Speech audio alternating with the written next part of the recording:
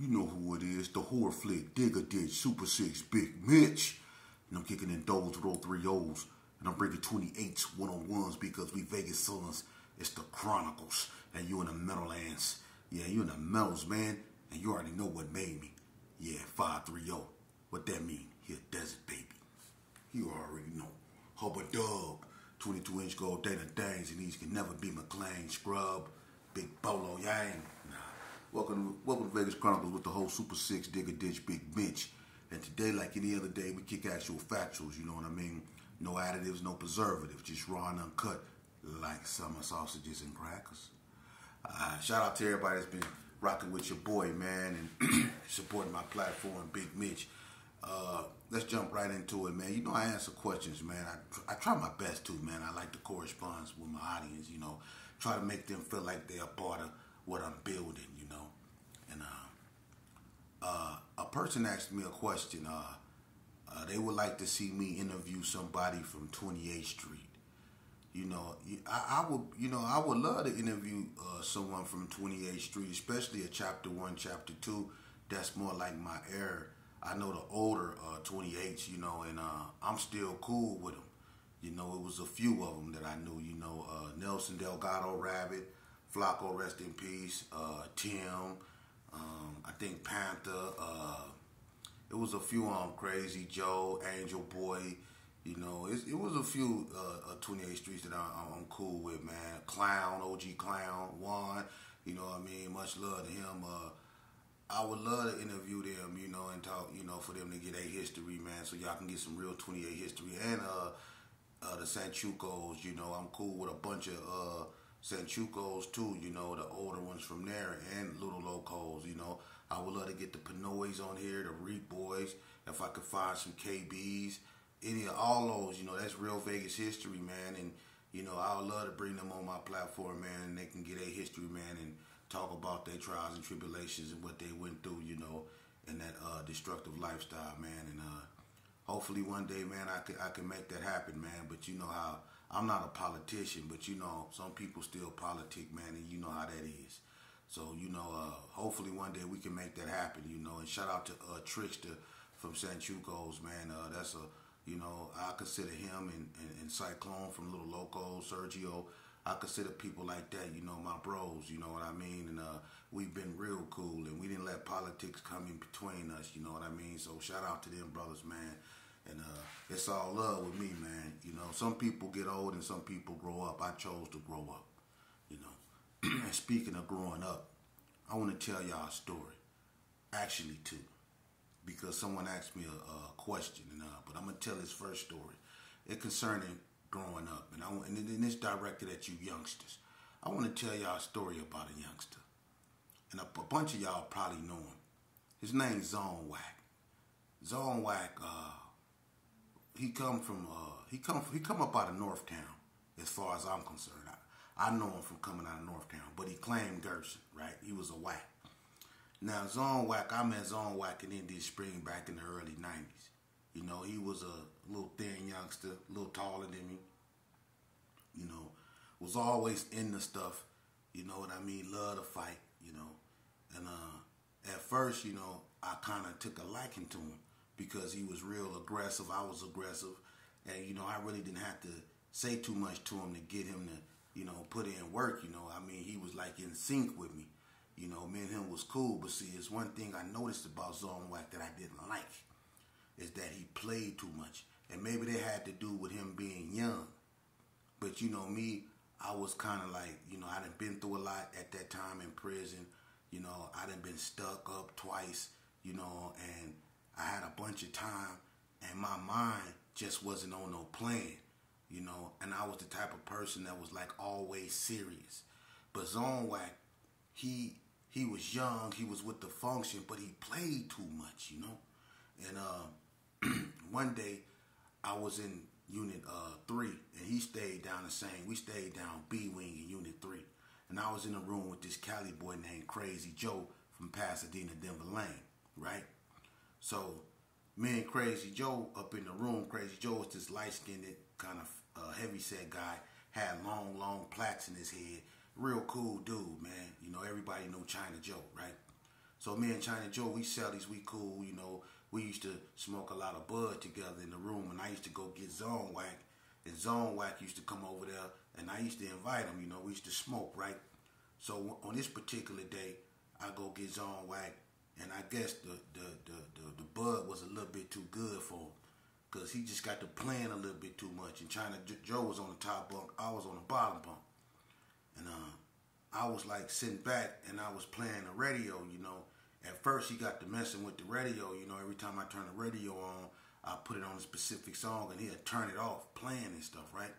So I told him, I said, go on, man, with that playing, and he didn't know that I really meant that, So Zone Whack kept messing with my radio, you know what I mean? And I got to, really, forcefully, moving and saying, stop playing with me, dude, you know what I mean? So he was like, I told him, man, dude, you messing with me too much, right? And so he giggling, he thinking it's funny, and I kind of know it's the bud messing with him, so I'm kind of trying to give him a pass, So next thing you know, I had these pair of black Chucks, right? These Chuck Taylors, right? And they was, these was weight pile Chucks. They was beat up Chucks, you know what I mean? They had holes in them. I wore them on a weight pile, you know what I mean? It was an ugly pair of Chucks, right? So he go pick up one of my Chucks, and he go put it on my, on the wall unit, and it was beat up, it was tore up, right? So he go pick up one of my Chucks, and he go put it on the wall unit, and he playing, talking about, hey, shit, that's what you built like, talking about I was built like a beat up Chuck Taylor, right? So I'm getting mad, right? So I tell him, I say, man, quit playing, get my shoe up off that thing, right? And so he think I'm playing, right? So I get up, and when I get up, he run out the room. China Joe, he laughing, and China Joe laughing a little bit too hard. That's what made me mad, because China Joe was rolling, right? So I take the shoe, and I put it on the ground, and Zone Whack ran in his room. So I go in Zone Whack room, and I say, didn't I tell you to quit playing with me, dude? And he was like, all right, homie. And he tried to give me like a K-shake to show that he was through playing. But by that time, I felt he pushed me too far. And China Joe, I could still hear him laughing in the room. I can hear him just hee, yeah, and all that, right? So I'm getting madder and madder. So when he reached out to give me a K, I looked at his hand, and I ain't gonna lie, I fired on him. I knocked Zone Whack out, right? So ever since that happened, being Zone Whack, been kind of like, I ain't gonna say into it, but there's been like animosity in between me and him, So every time me and him was on the yard, he'll always, it was cool, he got over what happened. I asked him if he wanted a fair fade, I would have gave him one. He didn't want it, but he always, took that, a certain way. And he always had animosity toward me behind that. And, a lot of times it came out. We got into a lot of arguments, on certain yards. In High Desert, me and him got into it real tough, and we got into it, on Indian Springs yard real tough. Because he had this cat named Baby Hayes running around there stealing, right? And he stole something from one of these Cali boys, you know what I mean? And the Cali boy caught Baby Hayes stealing his stuff. And him and Baby Hayes got to scrapping. And what I didn't like is that when Baby Hayes and the Cali boy got to scrapping, Zone Whack didn't help him. But you sent him over there to steal his stuff. But you didn't help him. The Cali boy was too big for Baby Hayes. So I didn't like that, you know what I mean? So I tripped out on Zone Whack. We got into it again, and I didn't like how he used to, I'm going to be so 100 with you. He used to, it was this cat, I don't like him, I don't too much care for him. His name was Dontrell or L-Whack or whatever you want to call him, I don't really, I'm not going to say nothing too bad about this cat, but Zone Whack used to really disrespect this dude, man. Call this dude out his name, you know what I mean? Tell him to shut up. Tell him either if he ain't shut up, he was going to slap the, out of him. And I'm not the only one that heard this. It was a bunch of cats in there that heard that. And I used to have to step to Zone Whack and tell Zone Whack, man, dude, why don't you go and bag up off that dude, man? You know what I mean? You was always trying to, he was always trying to bully that cat. And I ain't like that, you know what I mean? So I used to, get into it, a lot with Zone Whack, but his demeanor, he was one of them youngsters that, he just had so much anger and animosity, He always wanted to fight when it was unnecessary. He always kept trouble going. He always stayed into something. He was always loud, and my thing was I didn't want to go there with him, you know what I mean, because I knew he was just, basically hurt because it wasn't really nothing he can do about what happened between me and him. So, I just, kept my distance, but at the same time, when he got out of line, I checked him when it affected me. But to make a long story short, that attitude, and I used to try to talk to him, I used to try to reason with him, but that attitude that he had, he just thought he had something to prove. When he got out, he always came back for something that was stupid, And unfortunately, when he got out last time, me and him was in a trust program, and we got into it up in there. And I used to try to really be positive up in that program, and he wasn't trying to hear that. When I really started to be positive, he really took advantage of that, and he really was acting out. But one thing, life will do, it will teach you. Life will teach you. And what happened is, Zone Whack got out, right? I was out probably about a year and a half before Zone Whack. Zone Whack got out, man. Zone Whack didn't stay out no more than 6 months. You hear me, youngster? He didn't stay out no more than 6 months. And he ended up catching a hot one. And if you know what a hot one is, he caught a hot one. They had that boy picture all over the TV. A hot one, man. And now he done messed his life off. And he probably not never getting out again. I don't know how much time he got, but from what I hear, he done. But that just goes to show you, when you can't be talked to, or when you can't be reasoned with, life will teach you. Life will teach you. And I know, I probably shouldn't have did what I did, and I probably could have took a different route, but at the same time, you have to understand, I was a person that just want some people in the penitentiary, it's not to be played with. You don't play with certain people. You might have 3 years, or you might have 18 months, but it's dudes that got L's. They don't got numbers. They got letters. They not looking at themselves as going home. So you can't play with them. And he did. He played with me, and we got into it and that. And me and him didn't see eye to eye. But at the same time, life taught me that them type of individuals, when you can't be reasoned with, man, life will teach you. And now he ended up for the rest of his life, man, behind some bull crap because he was so high-headed, and that's what happened to a lot of these youngsters out here. They be so high-headed you can't talk to them, and then they end up with all day. And when they end up with all day, or when they facing all day, they be so attentive on the phone. They cling to every word that come out your mouth when they looking at all day. Now they want to listen.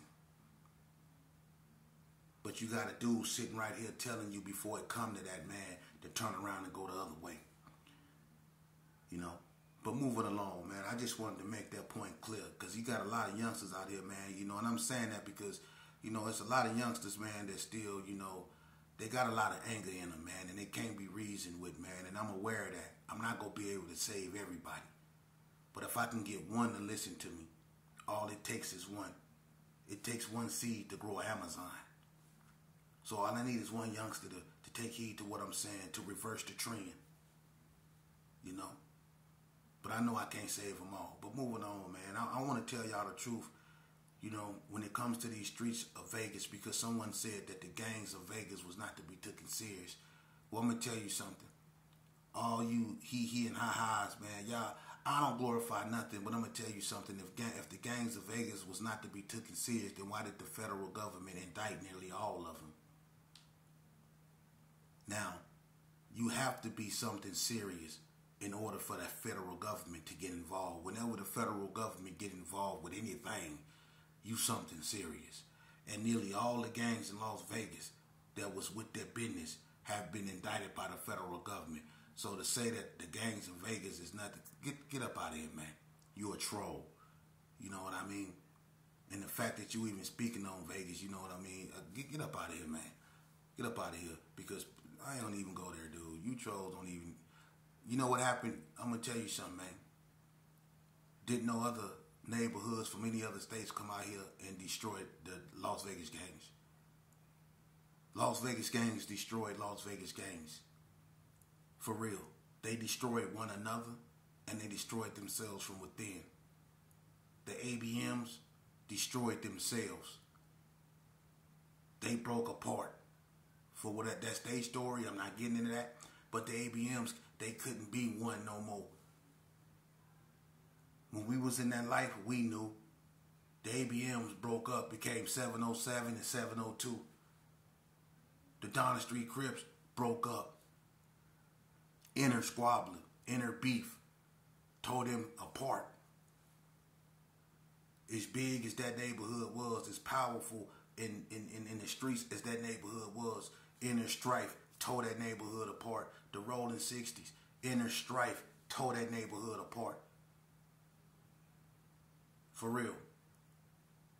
And the rolling 60s was probably the most organized of all the street gangs. You know, they were more in sync with one another.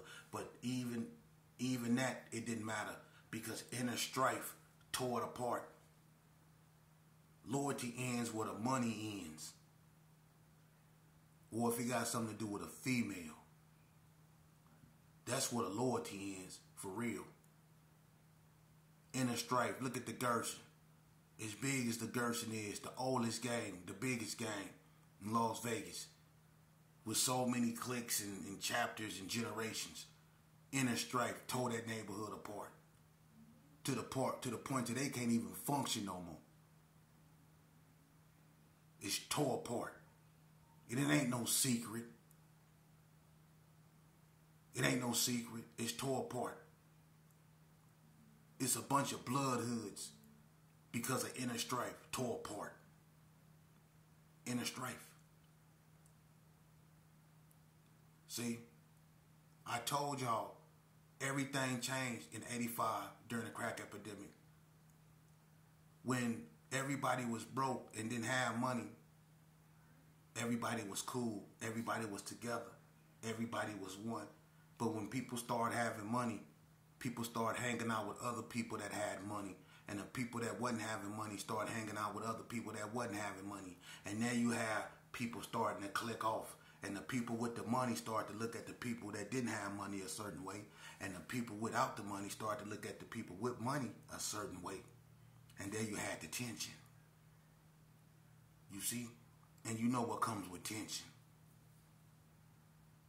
So that's what happened. Inner strife tore the gangs of Vegas apart, along with warfare and along with the federal government. So what you have now is a bunch of click bangers. You know what click banging is? It's kids of guys that's from my era. It's their sons picking up the remnants of what my generation left and trying to make something of it, because my generation really destroyed themselves. No generation has destroyed themselves like my generation. My generation have wiped themselves out. And when people like me from all sides look up and they really think how many people is gone because of health problems alone. How many people are gone because of health problems alone. And then we look at how many people are stuck up behind in the penitentiary. And then we look at how many people we lost to violence in the streets. See, when people like me start to really think about my era, it's so painful, man. It can break. It's so painful, and it's a shame because it's so many people that's gone, man. And then you have so many people that's in these streets that's succumbed to drug use or alcoholism or whatever, depression, whatever you want to. There's so many people that's lost from my era. They gone. So they children picked up the remnants of what they left. And they done made something of it. And you got this click bang. And you got dudes that's 19 years old talking about they from Gerson. On Gerson. How you 27 years old and you hollering on Gerson? You know how long the Gerson been towed down?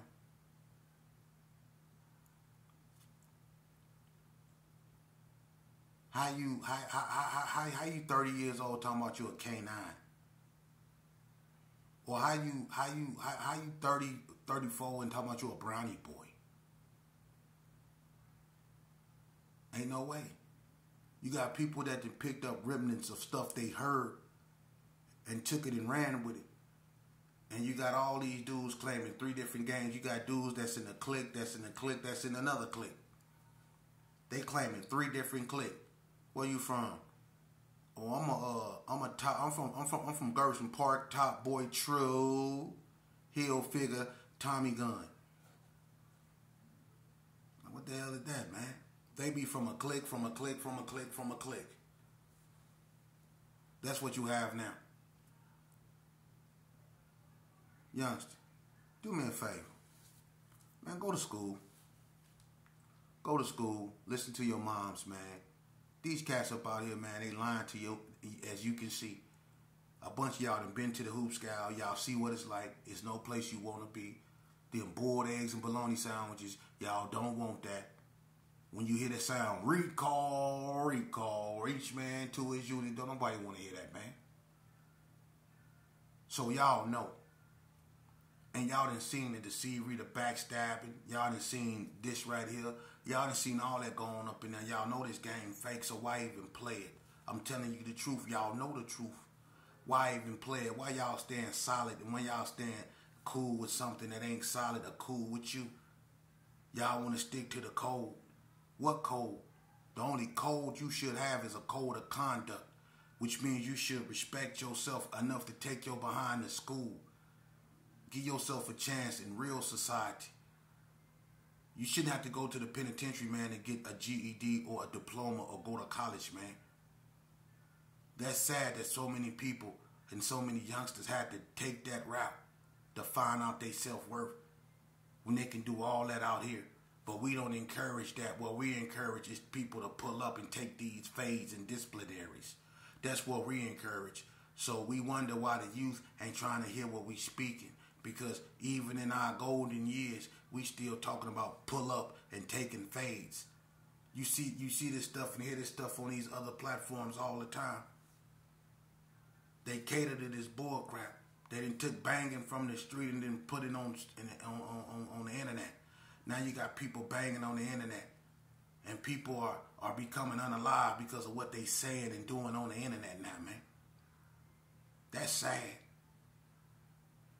That's sad, man. We can't have nothing when you have social media platforms, man. Why use them to tear our community down anymore, man? We didn't tore it down enough with our music. We didn't tore it up. We didn't tore it up enough, man. Why we gonna use social media to tear down even more, to tear our women down? We should use these social platforms to reach one another in areas where we normally wouldn't be able to encourage and uplift one another, man. To try to undo this trend, man, that's hindering us, man. We ain't gonna never be able to get nowhere as a people, man, until we look in the mirror and face the truth and face our own worst enemy, which is ourselves, man.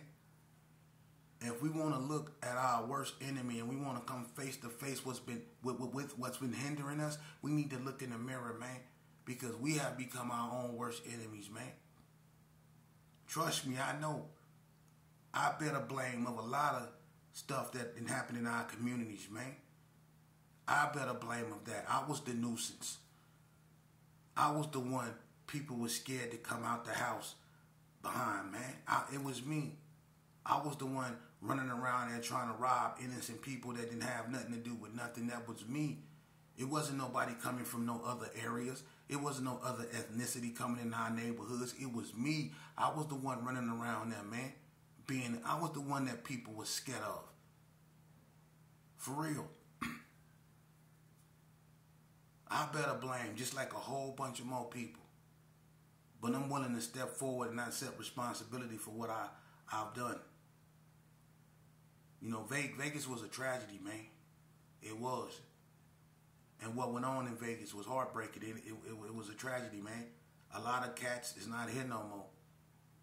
Nothing is what it seems, and nothing is the same, man. A lot of things is gone because of gang violence, man. All our clubs is gone behind gang violence. You know, there's a bunch of stores that got shut down behind gang violence, man. And so much stuff didn't happen over here. And for people to belittle Las Vegas, man, God bless you, man. Because you don't know our story. And one thing about Las Vegas, man, that we can say, ain't nobody come up out here and turn us out. You know, we are who we are. You know, the good, the bad, and the ugly. Vegas is Vegas. You know, but nevertheless, my message don't change, man. Stay in school, youngster, man. I'm never gonna give up because somebody gotta tell y'all the truth, man. It ain't cool being in and out of them institutions, man. And if you've been up in there, you know what it's like. Waiting on $30, $40 to clip. Them top ramens, them spreads, yeah, them lockdowns, waiting on your money to clear, waiting on your approval to get back from the property sergeant so you can order a TV. Yeah, the process. Everything is a process. Everything is a wait. Even to the engraving of your TV, you got to wait on everything. You see? Who want to go through that, man? Sending your clothes to the laundry.